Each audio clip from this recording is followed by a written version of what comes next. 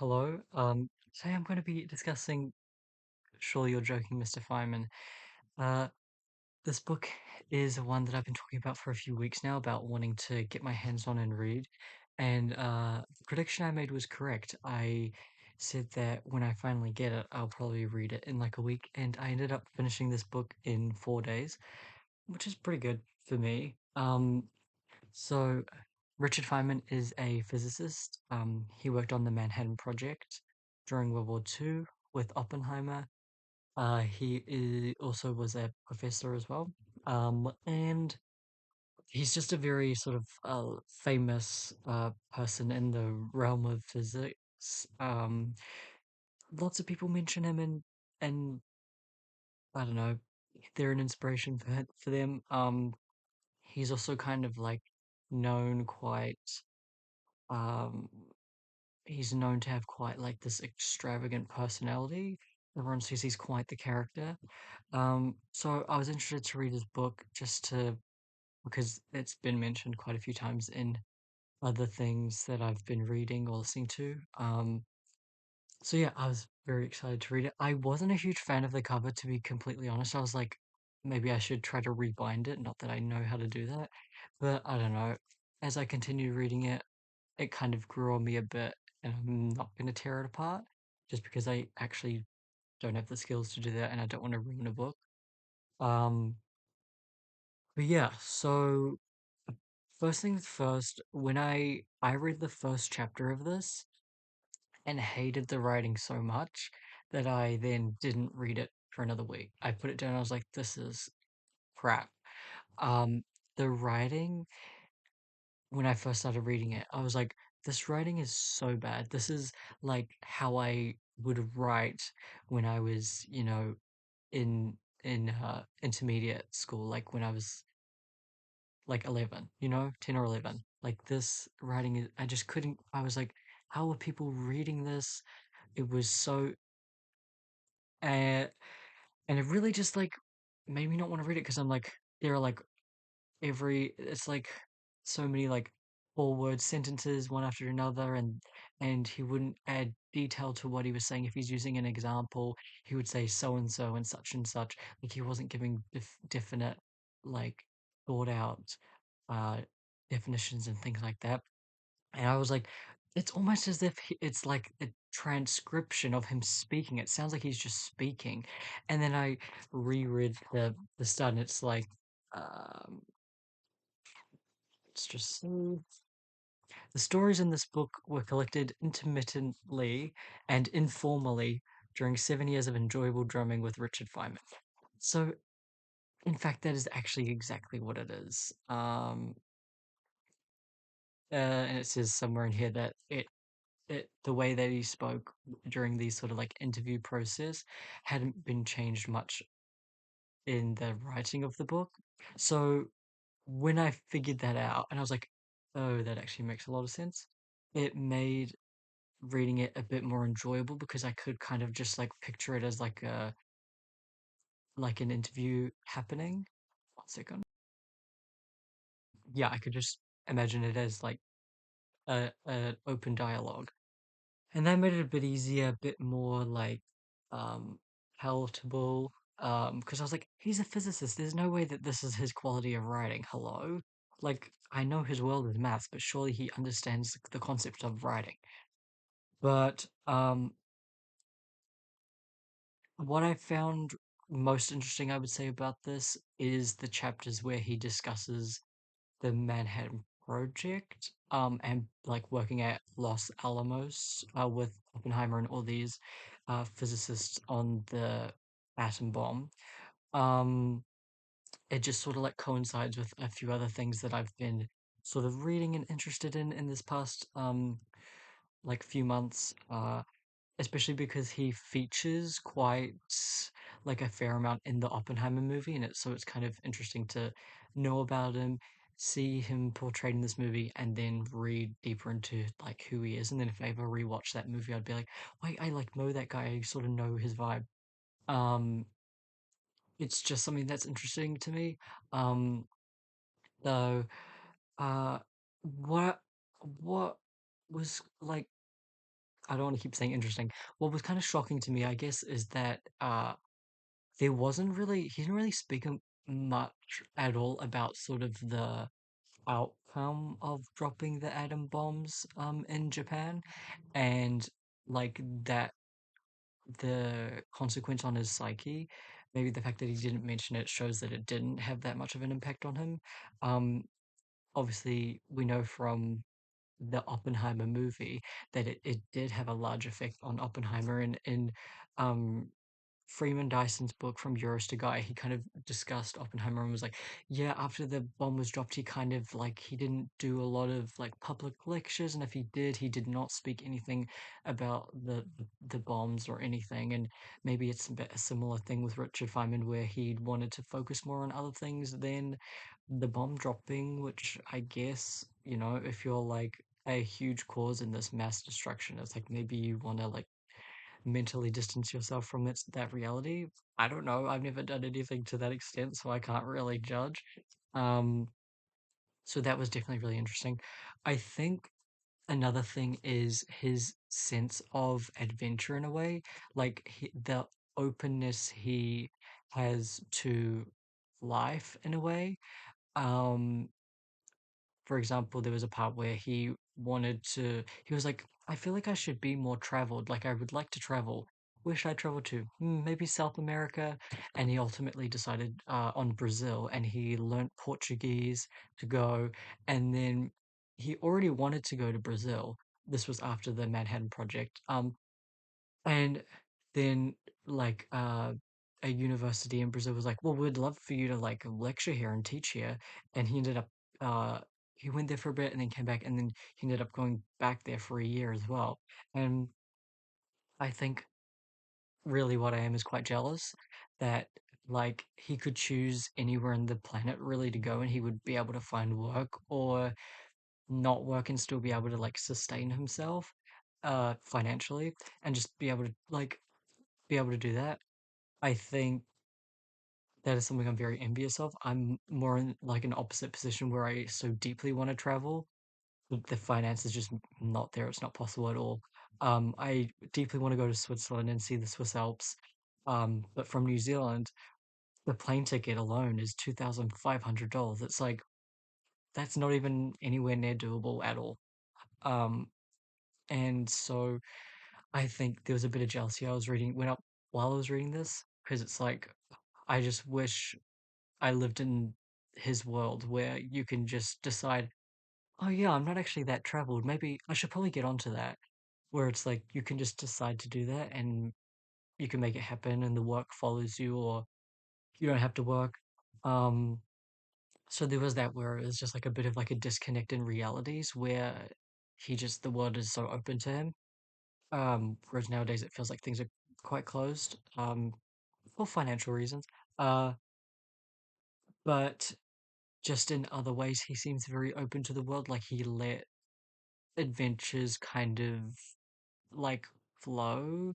There were sort of like constant stories about, getting job opportunities to lecture at some places or whatever. And he was like, yeah, I guess I'll go and do that. And then he had interesting experiences. Um, and he like there was a point in time where he was like a part of a samba group in Brazil and like did that for a minute, like a few months. And then he was like, I really think I want to get into painting. And so he did that and became quite good at painting and art and like drawing people, that he like had his work displayed in in galleries or like at an art exhibition, and he would like sell his paintings and people would buy them for a lot of money. Um, and just that sort of radical openness to being like, I don't know how to do this thing, so I'm going to learn how to do it. And I think that's quite like a science brain mentality of being faced with like this challenge and knowing that there is a way to overcome it in some way. You just have to figure it out. And I think that that's maybe something that's not valued a lot, maybe these days. People are like, I don't know how to do something. Okay, I'm going to ask ChatGPT. Um, so that was interesting. But I would say that as much as I sort of admire aspects of his sort of, personality and openness, there were also parts where I was like, I don't know how great of a man he is. Like everyone says he's so great. I don't know if that's true, in terms of the way he talks about and treats women. Um, yeah, throughout the book, I would say 90% of the time, whenever or only when a woman is mentioned, it's only really when they're the object of his desire. He talks about so many like great scientists and so many, great minds and thinkers, and never once are they really ever women. They're only men, and uh, maybe it's, you can really sort of narrow it back down to the time period. It was like the 40s, the 50s, 60s, and then this book came out in the 70s, I believe, first published. So it's like, yeah, or the 80s. So it's understandable. Like there's that whole thing of like not holding people of the past to present societal standards, which I do understand, but it's also just like I don't think it's so radical to like treat people nicely. He had this whole chapter in the book about how he uh tried to get advice on how to court women, and like he would be like, I like am so gentlemanly. I buy these women drinks at the bar. I'm being super nice. Then I talk to them for a while and it gets to the end of the night and it never goes anywhere. It's like these women are just like, they're just, they're just taking my money and I'm buying them drinks and I get nothing out of it. And it's very much like, oh, so you see women as like this transactional thing. Like you buy them drinks and so they should be giving you more. And it's like, it was so clear reading this that it's like, okay, so let's run through this. You buy them drinks, you're being gentlemanly. You talk throughout the night, and then by the end, they're not interested. Do we think it's maybe because of your personality? Would that be so crazy if maybe they just didn't like your personality and didn't want to do anything? Um, it's like he can't make that connection throughout the book. He's like, "Well, I just don't understand." I'm like, right. So the answer is like right in front of you if you try to look for it. Um, and then there was this whole section where he was like getting advice from one of his friends about how to like court women, and and the friend was like, you have your problem is that you're being gentlemanly. You need to be really mean and like treat these women badly, and then they'll be interested in you. And so he like did that, and he gave examples of how that worked for him. Like he would not buy the women drinks and just be really disrespectful, and literally he wrote down like in his mind he was like he while he was interacting with these women, in his mind he was thinking, oh, this is just like foul language. This is just like a bitch and a whore, and and it's like, what is wrong with you?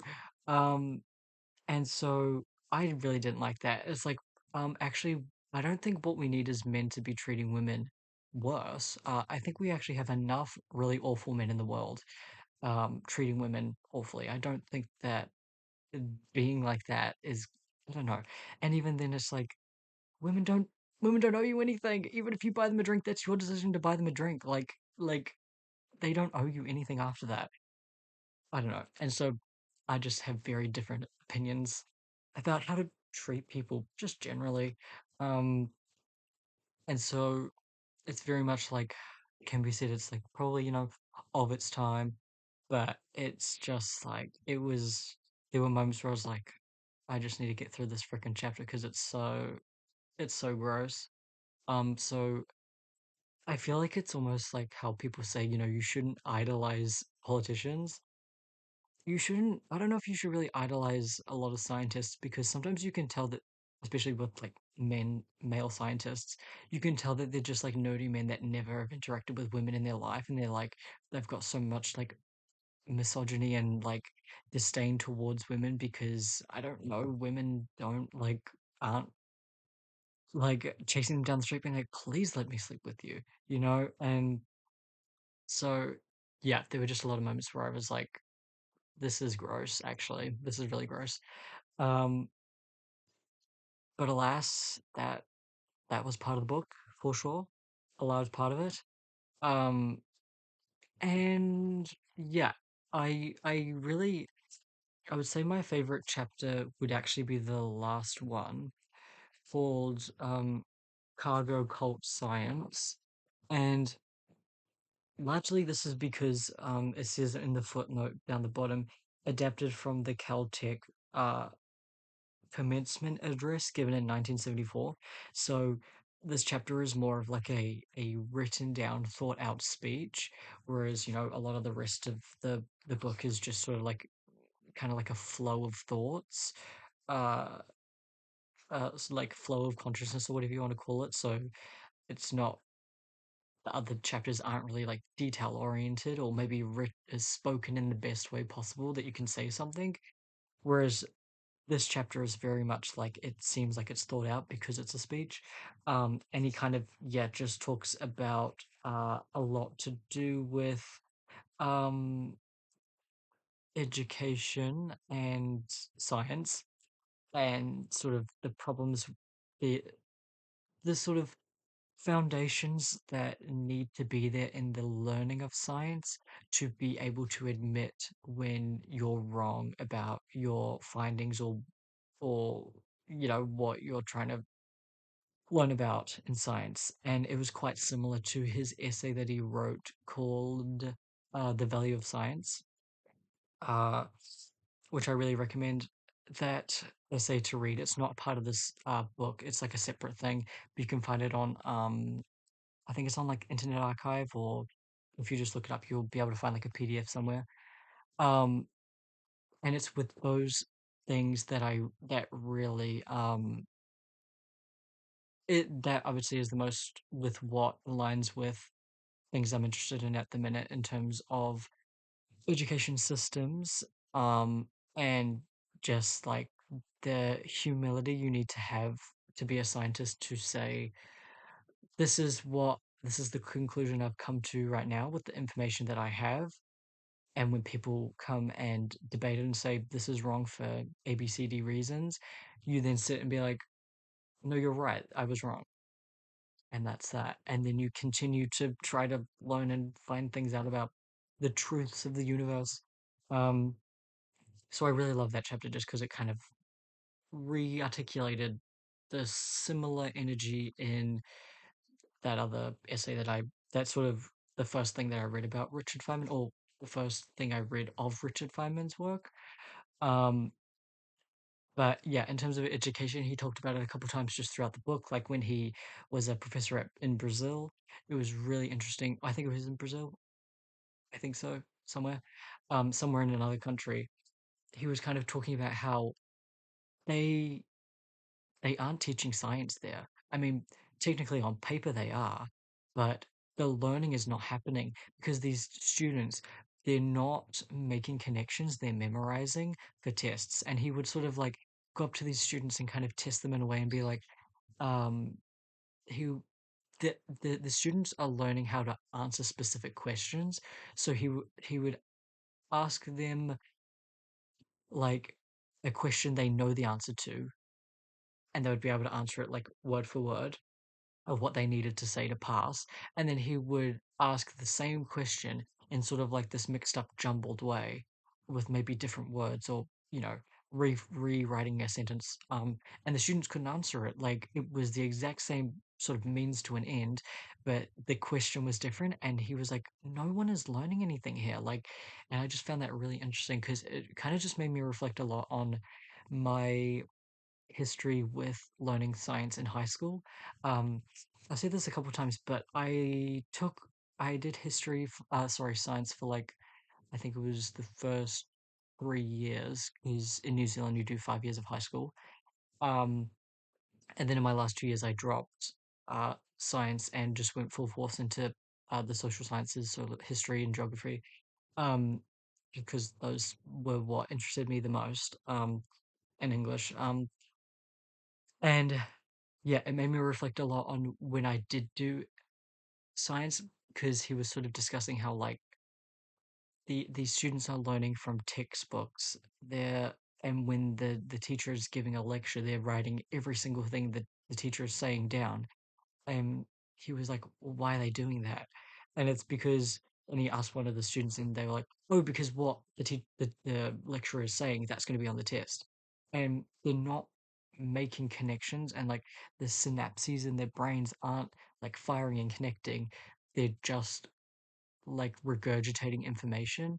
And uh, Richard Feynman kind of said, I don't know what it's like now in Brazil. Maybe they've changed quite a lot since like the 70s. But he was kind of discussing how like not a lot of physicists and scientists are coming out of Brazil because they're not learning it.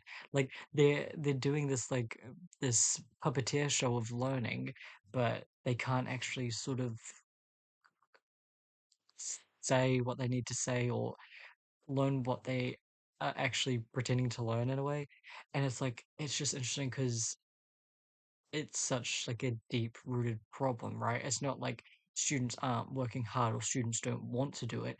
The students are trapped in the system that they're in that like cages them to not learn.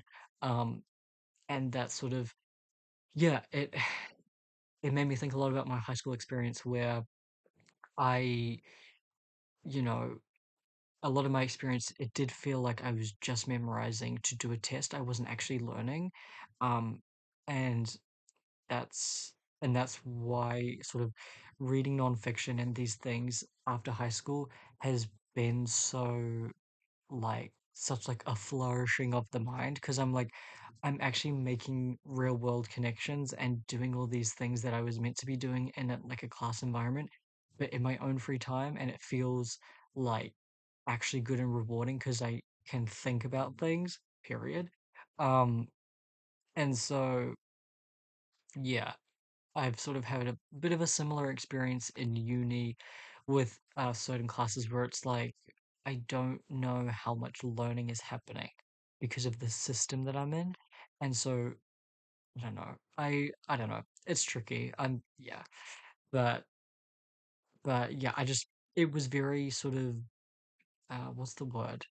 Like it made me feel like, oh, I'm not crazy. Like sometimes these systems are just built up in such like a strange way. Um but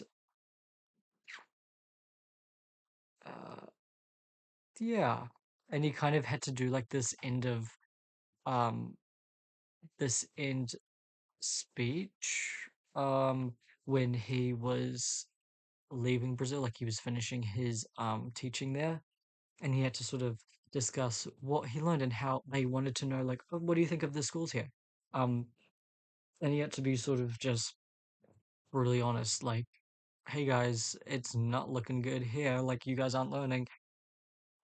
And the like reception from that was he described it as widely good. They were all like, "Thank you so much for telling us these things," and it kind of like it had a bit of like a white savior energy to it, where it's like, as they say, history is told by the victors. It's like you're describing your own success doing this great thing. Like you with your great mind come to this country and look at what they're doing and say, you're not doing it quite right, you should be doing it this way. And they all say, thank you so much, sir, for telling us this thing that we didn't know. And I'm kind of like, I do wonder how much of that is like super reality. Like maybe it is the case that that school system was a bit not great, but whether they all like bowed down to his feet and said, "Thank you so much, sir, for saving us all." I'm kind of like, I don't know, maybe that could have happened, but I mean, I wasn't there. But I am kind of just like very much aware of that with all of these stories that he says in it. It's like he's quite the character, as they say, but it's also like he's the one talking about his extravagant life rather than it coming from like a another source. I don't know. So that was interesting. But one of the other things I wanted to talk about was just like a little part of it where he said that von Neumann gave me an interesting idea that you don't have to be responsible for the world you're in. So I have developed a very powerful sense of social irresponsibility as a result of von Neumann's advice. it's made me very happy, a very happy man ever since. But it was von Neumann who put the seed that grew into my active irresponsibility. And I'm kind of like, okay, all right, man. Like, it just feels like a little bit um annoying. Like, oh, so many people in the world aren't in the position where they can be like, wait, I actually don't really have to care about the world. Like, I can just tune it out. Like, so many people's lives and rights and ways of living are so determined based on community coming together to fight for their own rights to live. And it does show this sort of like, it kind of stinks of privilege a little, where it's like, well, guess what, guys? I actually don't have to care. And it's like, that's so great for you, but so many of us don't have that position where we can just like not care. A lot of us have to care, but we don't want to. It's tiring. It's tiring to fight for your rights constantly. Um, but I'm so glad that you don't have to, because that must be so freeing. Um, so yeah, I would say mixed feelings about this, and it was interesting, um, to learn about, like, as I said, the Manhattan Project. It's just something I'm interested in, and his sort of discussion of institutional learning, um, things like that. Again, does strike me as interesting, um, and sort of follows a trajectory of my own thinking. But in terms of like who he is as a person and his character, I would say at the end of the day, he's just a bit egotistical.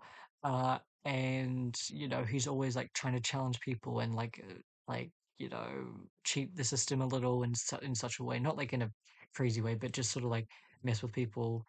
Um, and yeah, like he doesn't like treat women very nicely all the time, or doesn't sort of value them as, you know, intellectuals. And so at the end of the day, as they say, he's just a white man from the 50s, so he's quite of his time.